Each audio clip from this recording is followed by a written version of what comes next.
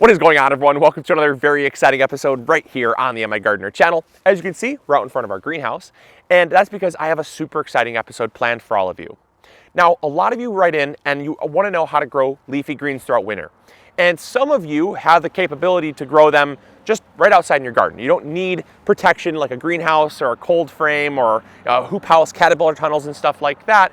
But other people, like myself, live in the far north, and we have something called winter. And when winter comes, you can still grow leafy greens.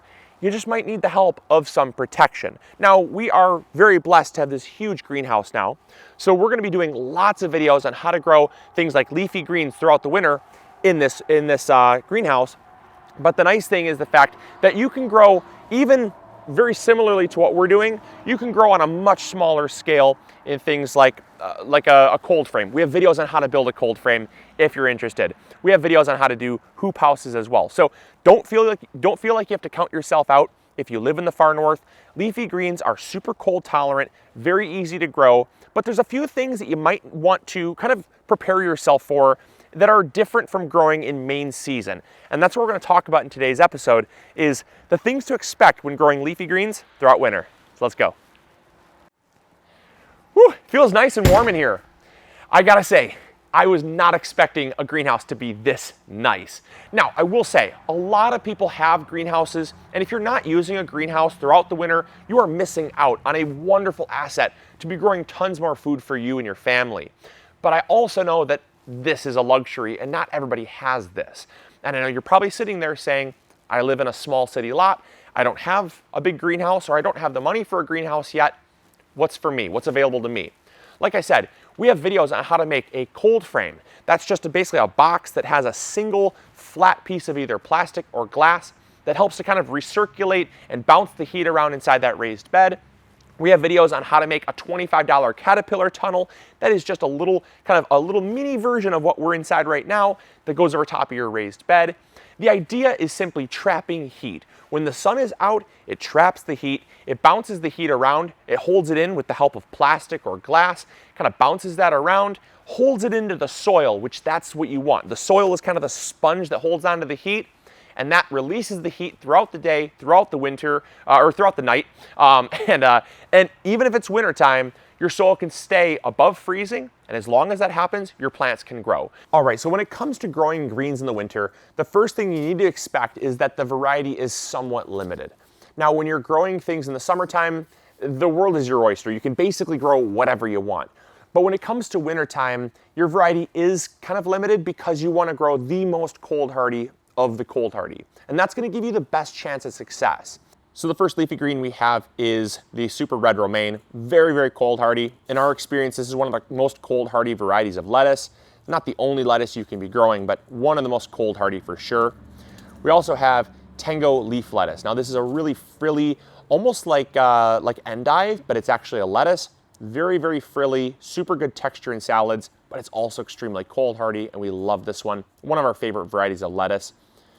Then we have Mizuna Red Streaks mustard. Now this is again, a very frilly, kind of a pretty looking mustard. You can grow any type of mustard. They're all very cold hardy. I find this one is just our favorite for eating, so that's why we're growing this one.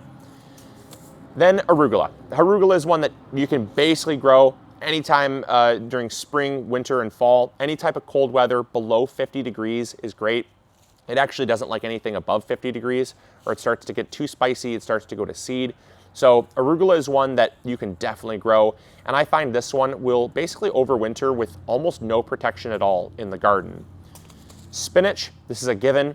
Now, if you've got spinach, you've probably already seen that this thing doesn't really need any protection at all. So any protection you do give it is a bonus. You can basically have snow surrounding this plant, and it just laughs at the cold. So spinach is a great one. Plus, if you're looking at the maturity dates, you're talking like 45 days to maturity. So it's a pretty fast turnaround crop. Kale, a lot of people single out kale thinking that it's like a summer crop, but it's actually not. You can actually grow this in the garden with no protection at all. In fact, I think just the video we uploaded, I think just last week, our last week's video, this was in our garden and no protection at all, doing just fine. So any protection you can give it will get it growing and help it kind of survive the winter. Swiss chard, very much like kale. You can basically grow this without any protection at all. It does grow throughout the summer, but just because it grows throughout the summer doesn't mean you can't grow it in the winter. Great leafy green, very highly productive, and one that doesn't really have a life expectancy. As long as you keep it healthy, it's going to keep growing for you. And then last but not least are the radishes. So radishes I find are really great because they have a very fast maturity date. I mean, 25 to 30 days, you're talking about a crop that is basically ready in 3 weeks or less. That is awesome. All right, so the next thing to expect when growing greens throughout winter is that you might have to change up your gardening style just a little bit to account for the kind of environmental challenges that are thrown at you. So in our case here, we're gonna be growing in containers. And the reason why is because when your soil freezes, it becomes very difficult to work. So I like the fact of having containers. We're gonna be growing in these smart pots here. We have a combination of some 3-gallon, got some 3-gallon smart pots with and without handles. We carry them over at emmagardener.com if you're interested in picking some up. And then we also have a 10-gallon pot. Now the size of the pot doesn't really matter. It has more to do with how many plants you can fit in a container. But what really matters is the fact that we're growing in containers.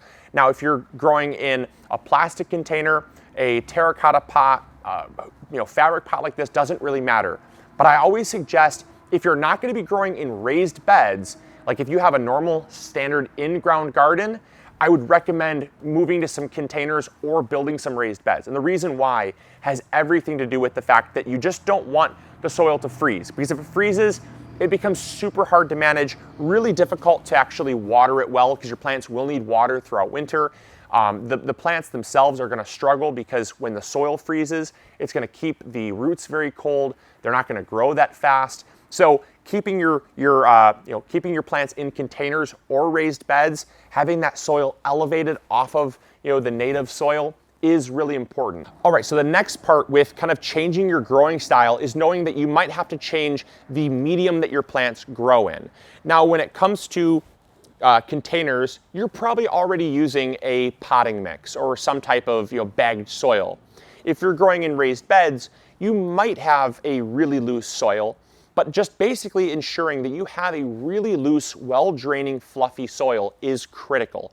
And you can honestly only get that from having a potting mix or like a potting mix or like a container mix that you make yourself. We have videos on how to do that as well. It's basically just 1 part compost, 1 part peat moss to 1 part perlite. Super easy to use. It's called Mel's Mix if you haven't already heard of that. But having a really loose, well-draining soil is critical to growing greens throughout winter, and I'll explain why. Soil in the spring takes a lot longer to dry out than it does in the summer. Why is that? There's a couple factors, and the biggest factor is the temperature. Water will evaporate in soil that is warmer rather than soil that is colder. So you want water to leave the soil, otherwise you're going to have things like rot, dampening off, root rot, and other things like that. So that's not good. Second thing is water that stays in the soil. Inevitably, if you're in an unheated greenhouse like this, or you're growing out in your garden in a raised bed with a little hoop house or a cold frame, there will be times when that temperature plummets and gets very cold, cold enough that even the protection won't help you much at all. You don't want that soil to freeze into a block of ice, because once that happens, the plants are basically going to be stagnant until they're not going to be growing. They're going to be dormant. They're going to maybe even die until that soil thaws out. Also, once it turns into a block of ice, you can't water it very well. I mean, look what happens when you take a block of ice and pour water on it.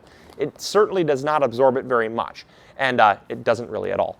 But that's because ice will repel water, and your plants do need some water to survive. So for those reasons, I'd encourage you to either go with a potting mix, a good quality potting mix, or just making one yourself, and that way you're going to be far better off. Now, one last thing is if you're growing in raised beds and you don't want to completely overhaul the soil in the raised bed, just make sure that your soil in your raised bed is going to be nice, loose, and fluffy. All right, so the next thing I want you guys to expect is obviously just less sunlight. I think it goes without saying, like here in Michigan, especially in this greenhouse, there's not that much sun. And that's pretty normal for Michigan winters. Why is that? Well, the sun is lower in the sky. Our days are shorter. The sun starts to set around, regrettably, we don't live somewhere where we have, 7 o'clock sunsets anymore. The sun sets usually around like 5 o'clock. So you're talking about sunrise at around 7 o'clock in the morning and sunset at around 5 o'clock. Of that amount of time that the sun is out, how much sunlight is this area going to get? It's still going to get even significantly less than it would in the summertime. And that's because shadows are cast in the winter that don't exist in the summer. If you look at, for instance, like if I'm standing in my garden in summertime at 12 o'clock, I might not have any shadow at all, and that's because the sun is like directly over top of me. Whereas 12 o'clock during the winter, I might have a 3 to 4 foot shadow in another one way or another, depending on which way I'm positioned. I might have a shadow to the left of me that's like 3 to 4 feet, and that just all has to do with the fact that the sun is lower in the sky. So you're going to have less sun, the sun is going to be lower in the sky, and you're generally going to just have more cloud cover. In the wintertime, late fall, early spring, and winter, we get a lot of cloud cover. Clouds block the sun, and all of that is required to grow plants. Your plants need sunlight. And so you can't just presume that everything is going to be the same as it is during the main growing season, because there are those adaptations you have to make. And one of those big adaptations is less sunlight. But in the same line as less sunlight is also less sunlight and colder weather equals slower growing times. So your maturity times are going to be dragged out a little bit as well. All right, so I really want to stress the importance of this, because a lot of people will write in saying, Luke, my crop's been in the ground for 45, 50 days and it's not ready to harvest. Well, that's because there's a lot of conditions that you need to take into account when growing in the winter. And one of those is the fact that because it's colder, because there's less sun, because the sun is lower in the sky, it just naturally will take longer for a crop to mature. And the general rule of thumb, this is not a hard and fast rule, this is kind of an industry accepted kind of good guide to go by, is about 10% additional days to maturity. So if you have the Mizuna Red Streaks mustard, you're going to be 20 to 45 days normally. You're going to add about 2 to 4 days onto that. With things like arugula, 40 days, you're going to be adding about 4 more additional days onto that. The China rose radish, or any radish for that matter, 25 to 30 days, you're going to add about 2 to 3 additional days. Now again, is that a hard and fast guide? No, that's just a general average, because again, sun's lower in the sky, it's colder out, less sun exposure, your plants are just going to take a little longer to mature. You want to make sure that you space your plants or your seedlings, whichever method you're going with. You want to make sure that you space out your seedlings about every 3 inches or so. So in this pot, I'm going to get 1, 2, 3, 4, 5, 6, 7, 8, 9, about 9 plants. And the reason why we're not crowding them together in a high intensity style fashion like we would during the main growing season, it has everything to do with moisture not evaporating from the leaves. If your plants are growing really closely together, water cannot evaporate and it's going to stick to the leaves. And when it sticks to the leaves, you can have things like mold and rot, especially during cold weather, which mold and rot loves cold, damp weather. So we're simply going to take about 2, 3 seeds, put them in each hole there, and then we're going to come back and thin once the plants start growing to like the healthiest 1 or 2 plants. All right, so now that we got our seeds all planted, we're ready to water these in. And that is the final thing that I want you guys to know is a lot different from growing during the main season. If you grow during the summer, you're probably going to find that you're watering in a standard garden. I'd say maybe like once a week, some more than that, some less than that. Totally depends on water needs, obviously. But you're going to find that if you water once a week during the main growing season, you're going to be shocked that you might only have to water once every 2 to once every 3 weeks in these containers. And that's because cold weather, again, it basically just takes a lot longer for the water to evaporate and leave the soil. And you don't want to overwater. Those are all the tricks to growing leafy greens throughout winter. I hope you guys enjoyed. I hope you learned something new. If you do need to get some leafy green seeds, make sure you check out migardener.com. We got tons of seeds available to you guys. So make sure you go check that out. I'll have links in the description box down below. I appreciate all your support. If you did enjoy, make sure to throw a thumbs up. Subscribe if you haven't already, and we'll catch you guys on the next episode. All right, take care, guys. Grow big or go home. Bye.